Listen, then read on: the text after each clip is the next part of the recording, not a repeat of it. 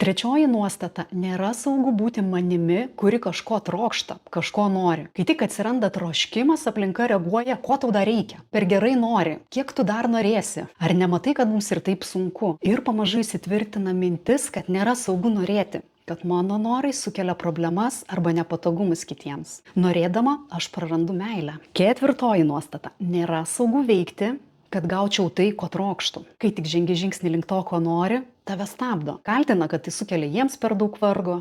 Tai reiškia, kad ir jie turės įsitraukti, nors tingi arba galbūt gėda. Taip įsitvirtina gėda už savo norus. Ir išmoksti, kad gal geriau nedaryti. Ir penktoji nuostata - nėra saugu gauti. Ji yra sunkiausiai pastebima. Jei nesaugu būti, nesaugu norėti, prašyti ar veikti, tai dar baisiau gauti tai, ko nori. Tik pagalvok apie vaikystę, kai gavai tai, ko labai norėjai. Kas nutiko po to? Ar priekaištavo? Ar tai, ką gavai, buvo panaudota prieš tave?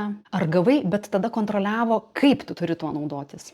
O gal gavai, bet buvo parodyta, kiek daug tai jiems kainavo? Arba gavai ir praradai. Ir taip įsitvirtina paskutinis giliausias lygmuo. Nesaugu gauti tai, ko noriu. Šios 5 nuostatos tai priežastis, kodėl 98 procentai žmonių sabotuoja save, atidėlioja, bijo pasiekti tai, ko iš tiesų trokšta. Jos lypi už beveik kiekvienos mūsų problemos. Jeigu nori sužinoti daugiau, sek mano profilį.